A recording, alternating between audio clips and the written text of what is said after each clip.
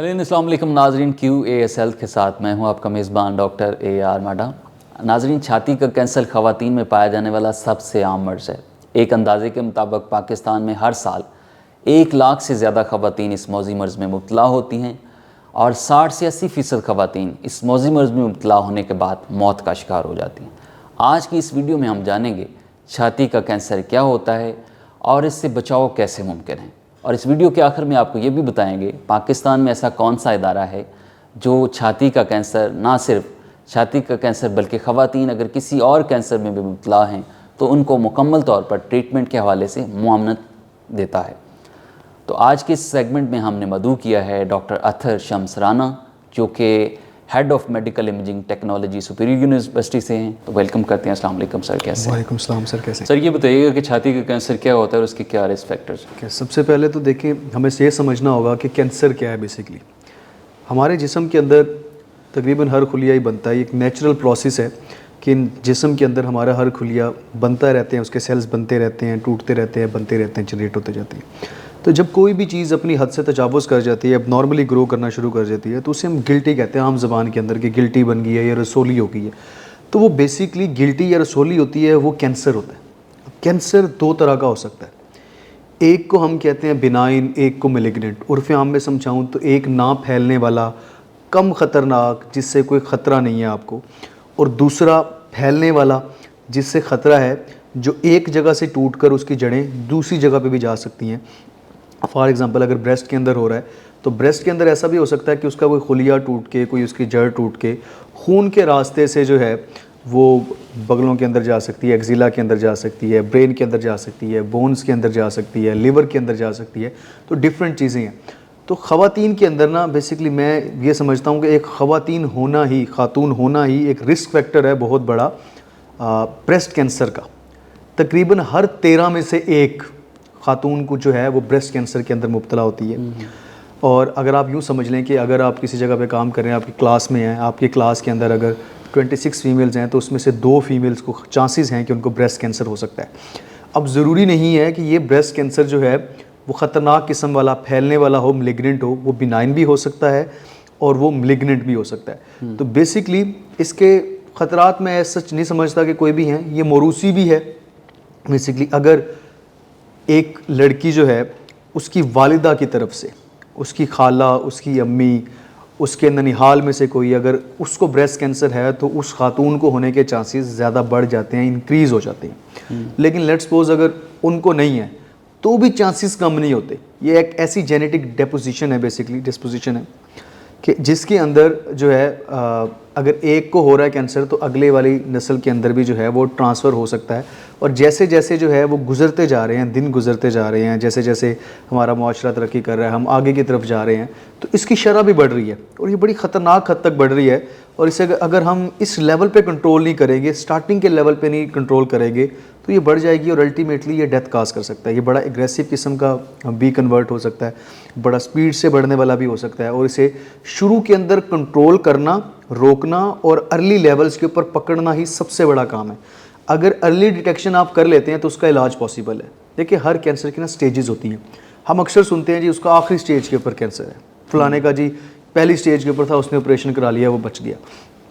अगर जब वो शुरू हुआ है तभी हम उसके प्रॉपर टेस्ट करवा के, चीज़ें करवा के अगर तभी इलाज करवा लें तो बचा जा सकता है। अदरवाइज़ जो है वो बहुत चीज़ें कॉम्प्लिकेटेड हो जाती है, मुश्किल हो जाती है। डॉक्टर साहब, इसके जो साइन एंड सिम्टम्स की अगर बात करें तो वो क्या हो सकता है? अच्छा, साइन एंड सिम्टम्स में जो है वो थोड़ी सी चीज़ें हैं, कोई कॉम्प्लिकेटेड सी इस तरह सी चीज़ें नहीं है।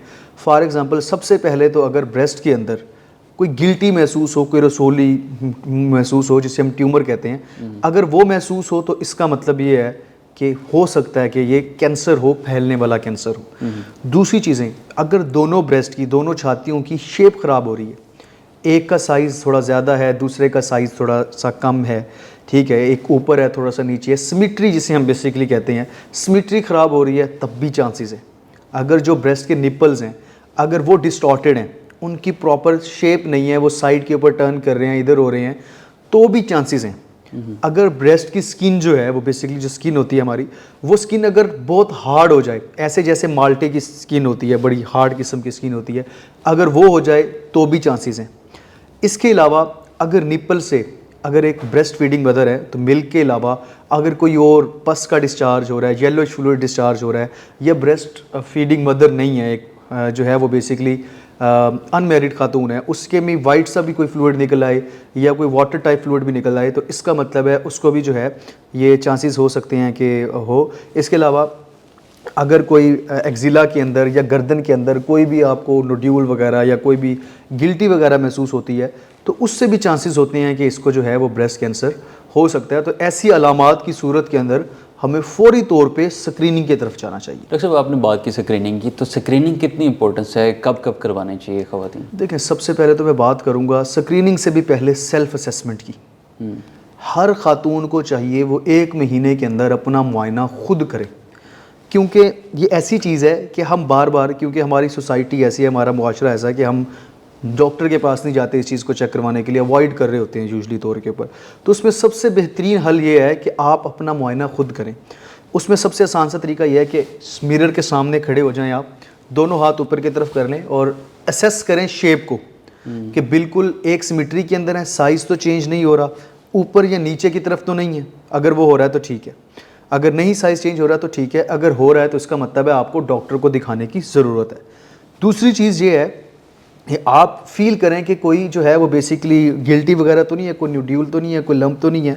उसका आसान तरीका यह है कि हम यूजली तौर पे अक्सर जो गलती करती हैं फीमेल्स, वो क्या करती हैं, वो इस तरह से जो है वो पकड़ के फील करने की कोशिश करती हैं। ऐसे नहीं करना, आपने अपनी हाथ को ऐसे पाम को ब्रेस्ट के ऊपर प्लेस करना है और इसे पुश करना है, अपनी जो छाती की ये जो हमारे रिब्स हैं, जो पसली हैं, इसके साथ यूँ पुश करना है। और अगर आपको हाथ के दरमियान कोई सख्त चीज़ महसूस होती है, गिल्टी महसूस होती है, तो इसका मतलब ये है कि ये कैंसर जो है वो हो सकता है। ये तो है जो हमारी सेल्फ असेसमेंट्स हैं, या आपको अपने एक्जिला या गर्दन के अंदर कोई चीज़ देखनी चाहिए, कोई नोड्यूल तो नहीं है, ये चेक करें कि कोई इसी किस्म का कोई डिस्चार्ज तो नहीं हो रहा। तो ये तो मेरे ख्याल में हर खातून को हर महीने दूसरे महीने करवाना चाहिए। अब बात आपने जो की स्क्रीनिंग की, अब स्क्रीनिंग इस तरह से है कि फॉर एग्ज़ाम्पल एक फ़ीमेल है, उसे गिल्टी महसूस हो गई और बड़ी छोटी सी महसूस हुई है, तो अब उसे फ़र्दर क्या करना चाहिए? फ़र्दर 2 स्टेप्स हैं उसके लिए। सबसे पहले तो उसे अपने डॉक्टर के पास जाना चाहिए, मशवरा करना चाहिए। उसके बाद 2 चीज़ें हैं, बेसिकली दोनों चीज़ें मेडिकल इमेजिंग में या रेडियोलॉजी के अंदर आती है। एक को हम कहते हैं मेमोग्राफी। मेमोग्राफी एक ख़ास किस्म का एक्सरे है जो छाती के लिए डिज़ाइन किया गया है। उसमें रेडिएशन की डोज भी कम से कम होती है और वो सिर्फ जो है इसी मकसद के लिए बना गया। उसमें अगर कोई गिल्टी होगी या कुछ भी होगा तो वो नज़र आ जाएगी। दूसरी चीज़ है अल्ट्रासाउंड, कि अल्ट्रासाउंड करके, क्योंकि अच्छा मेमोग्राफी ना अक्सर हर जगह पे अवेलेबल नहीं है। कुछ छोटे सिटीज़ हैं, देहात वगैरह हैं, वहाँ पे नहीं है। ये थोड़े से डिस्ट्रिक्ट लेवल के ऊपर आप आ जाए या डिविजनल लेवल के ऊपर आ जाए, वहाँ पे ये मशीन अवेलेबल है, वहाँ पे तो आप मेमोग्राफी करा सकते हैं। अब जहाँ पे अवेलेबल नहीं है वहाँ पे अल्ट्रासाउंड की सहूलत मौजूद है। किसी भी लेडी डॉक्टर के पास जाएँ, ब्रेस्ट का अल्ट्रासाउंड करवाएँ, वहाँ से आपको पता चल जाएगा कि वाकई ये रसोली है या नहीं है। अगर है तो फिर उसके फर्दर टेस्ट हैं।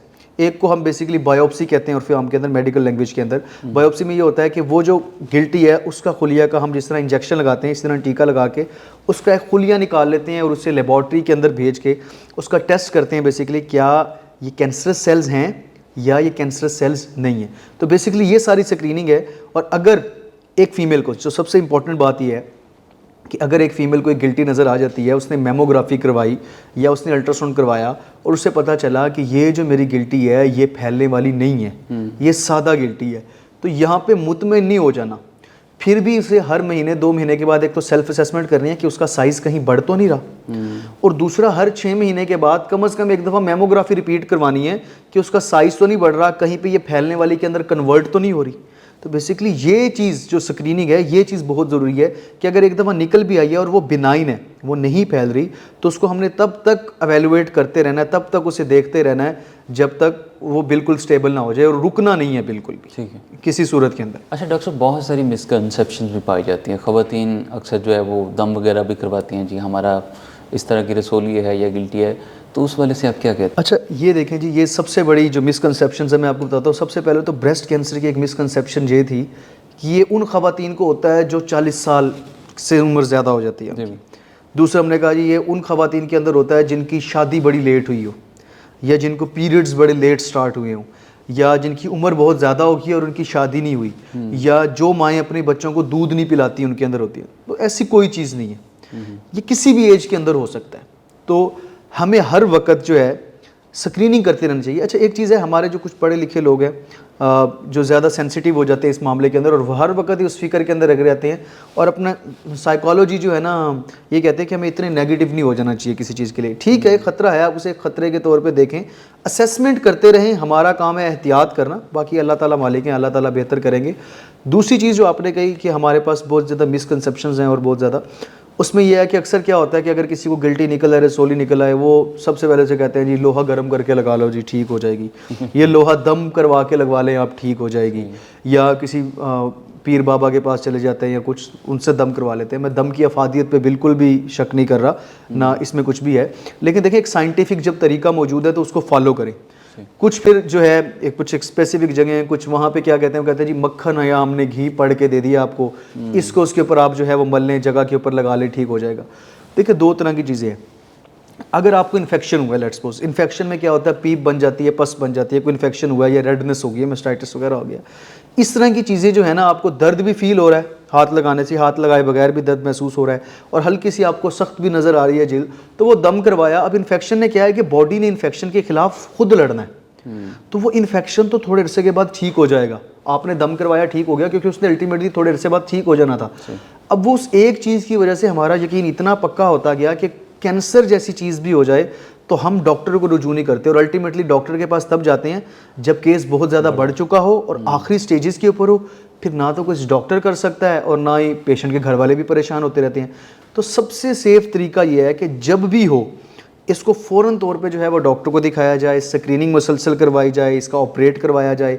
ऑपरेट की भी बहुत सारे तरीके मौजूद हैं कि उसको रिमूव भी किया जा सकता है, पूरे ब्रेस्ट को भी रिमूव किया जा सकता है, फिर कॉस्मेटिकली वो दोबारा से रीजनरेट भी कर सकते हैं। अगर किसी ने लगाना हो तो वो दोबारा प्लास्टिक सर्जरी करके दोबारा भी लग सकता है। इसमें कोई एज सच इशू नहीं है कोई बहुत बड़ा, बस हमें ये देखना है कि हम अपनी हिफाजत कितनी कर रहे हैं। तो दुआ के साथ दवा भी ज़रूरी है, तो जब तक दवा नहीं करेंगे तो मेरे ख्याल में असर नहीं होगा। बिल्कुल डॉक्टर साहब, जैसे आपने बताया कि बहुत अर्ली स्क्रीनिंग बहुत ज़रूरी है, क्योंकि बहुत सारे जो केसेस है जब वो मैलिग्नेंट ट्यूमर बनते हैं या क्रॉनिक केस में चले जाते हैं तो उसके बाद उसको डायग्नोस करना भी मुश्किल होता है, और इन केस अगर ट्रीटमेंट की तरफ जाते हैं तो अफोर्डेबिलिटी का भी मसले मिसाइल होते हैं, हर पेशेंट अच्छा, अफोर्डेबिलिटी की हवाले से मैं बात कर दूँ, कुछ NGOs हैं, कुछ इदारे हैं, कुछ स्पेसिफिकली तौर पे, और गवर्नमेंट के भी कुछ हैं। ऐसा नहीं है कि कैंसर का हर जगह पे इलाज नामुमकिन है। फॉर एग्जांपल अगर मैं लाहौर की बात करूं तो लाहौर के अंदर अनमोल हॉस्पिटल है जो इस चीज़ को देख रहा है, वहाँ पे फ्री ऑफ कॉस्ट इलाज होता है। शौकत खानम के अंदर जो है, आपको पता है कि शौकत खानम के अंदर बहुत सारी चीज़ें हैं जहाँ पे सब्सिडाइज इलाज होता है, चीज़ें आपको इतना पे नहीं करना पड़ता, मुख्तलिफ कैटेगरीज़ हैं।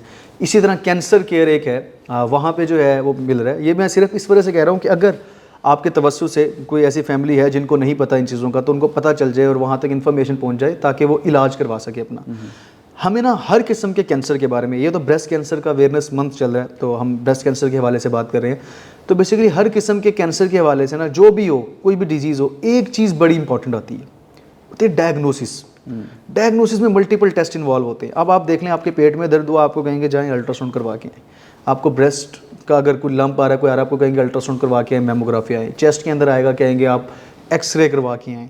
कोई आपको नमोनिया हो गया या आपको कोविड हो रहा है किसी को, तो उनको कहेंगे जाएँ आप CT करवा के आएँ। तो बेसिकली जो डायग्नोसिस है ना, ये बहुत ज़रूरी है, और जितनी भी डायग्नोसिस है ना, ये सारी की सारी मेडिकल इमेजिंग के अराउंड घूमती है। कोई भी डिजीज़ तब तक हो नहीं सकती एक्चुअल डायग्नोज जब तक वो मेडिकल इमेजिंग या रेडियोलॉजी के प्रोसेस से ना हो। तकरीबन 16 के करीब मोडालिटीज़ हैं, 16 डिफरेंट मोडालिटीज़ हैं जिन पे हो सकता है। हर ट्यूमर की या हर बीमारी की डिफरेंट तशखीस है, डिफरेंट मोडालिटी से गुजरना पड़ता है। एक बड़ी वेस्टली ग्रोइंग फील्ड है, क्योंकि एक तो मेडिकल है, दूसरा इसमें टेक्नोलॉजी का इम्तजाज है, तो दोनों चीज़ें मिलकर एक प्रॉपर और एक्यूरेट डायग्नोसिस देती हैं जो डॉक्टर को अल्टीमेटली एड करता है डिसीजन मेकिंग के अंदर, उसके ट्रीटमेंट प्लान में, उसके मैनेजमेंट प्लान में, एंड आफ्टर द ट्रीटमेंट उसकी रीअकरेंस के हवाले से। अच्छा, कैंसर में ये होता है कि आपको सिर्फ सर्जरी रिक्वायर्ड नहीं होती, सर्जरी के साथ कीमोथेरेपी भी हो रही होती है, रेडियोथेरेपी भी हो रही होती है, हार्मोनल थेरेपी भी हो सकती है। ये तीनों चीज़ें करनी पड़ती हैं। फिर अक्सर हमने देखा है कि पेशेंट ने ये सब चीज़ें करवाई, 4-5 साल ऐसे ही रहा, ठीक रहा, थोड़े से बाद फिर हड्डियों में दर्द होना शुरू हो गया या तबीयत ख़राब होना शुरू हो गई। पता चला, दोबारा टेस्ट करवाए तो पता चला वो कैंसर की जड़ें जो हैं वो हड्डियों में पहुंच गई हुई हैं। तो बेसिकली वहाँ पे करवा के रुक नहीं जाना, उसके बाद भी अपने प्रॉपर एग्जामिनेशन करवाते रहना है, ताकि अगर आगे कोई एक फ्रेगमेंट भी, एक छोटा सा टुकड़ा भी, पीस भी चला गया है तो उसको भी पकड़ा जा सके। उस मकसद के लिए मेडिकल इमेजिंग का एक हिस्सा है, nuclear medicine, gamma scan, PET scan वगैरह, इस तरह के मुख्तलिफ स्कैन्स हैं। तो वो होते हैं जो हर लेवल के ऊपर, बोन लेवल के ऊपर भी चीज़ों को पकड़ लेते हैं। तो स्क्रीनिंग भी बड़ी ज़रूरी है कि देखना कि अगर पहले तो सेल्फ असेसमेंट सबसे ज़्यादा ज़रूरी है। दूसरे नंबर पे अगर आपने कोई गिल्टी, कोई लंप पकड़ लिया है तो उसकी स्क्रीनिंग ज़रूरी है। तीसरी चीज़, अगर स्क्रीनिंग के कोई चीज़ पॉजिटिव आ रहा है तो सारे टेस्ट करवाएं। डोंट स्ट्रेट फॉरवर्ड आपने किसी चीज़ के लिए जाना, तब तक आप उसकी हिस्टोपैथोलॉजी नहीं करवाते, लैब एग्जामिनेशन नहीं करवाते, बायोप्सी नहीं करवाते, तब तक आपने जाना नहीं। उसके बाद अगर हो गया तो उसके बाद भी कंटिन्यू रखें एवेल्युएशन, ताकि आपको इन सारी चीज़ों का पता चल सके। कैंसर इज़ ट्रीटेबल, लाइलाज नहीं है। इलाज किया जा सकता है सिर्फ तब जब हम अर्ली लेवल पे पकड़ लें, और अर्ली लेवल के पे पकड़ने में हमें पेशेंट से ज़्यादा कोई हेल्प नहीं कर सकता, पेशेंट से ज़्यादा कोई हेल्प नहीं कर सकता। जब तक वो अपना सेल्फ एग्जामिन नहीं करेगा, जब तक वो खुद डॉक्टर के पास नहीं जाएगा, तो डॉक्टर को नहीं पता चलेगा कि किस घर के अंदर पेशेंट है और वो वहाँ पे नहीं जा सकता। तो हमारा काम है बेसिकली इन्फॉर्मेशन देना, अवेयरनेस क्रिएट करना, लोगों को बताना कि ये चीज़ इंपॉर्टेंट है, इस तरह से करनी है। तो मेरी बाकी लोगों से भी आपके प्लेटफॉर्म के थ्रू रिक्वेस्ट है कि जितने ज़्यादा हम अवेयरनेस इस बारे में कायम कर सकते हैं हम करें। जितनी भी मौजूद बीमारियाँ हैं ये जो रैपिडली फैल रही हैं, ताकि हम डेथ रेट को कम कर सकें, हम लोगों को बचा सकें, हम कीमती जानों को बचा सकें। तो ये बहुत ज़रूरी है हमारे सर्वाइवल के लिए, हमारी सोसाइटी के सर्वाइवल के लिए, और अल्टीमेटली इस कायनात के सर्वाइवल के लिए। बिल्कुल जी, बहुत शुक्रिया डॉक्टर साहब। जी नाज़रीन, आप डॉक्टर अतर साहब जो अपनी कीमती आराज़ से हमें आगाह कर रहे थे, अपने मेज़बान डॉक्टर ए आर माडा को इजाज़त दीजिए। अल्लाह ने के बाद।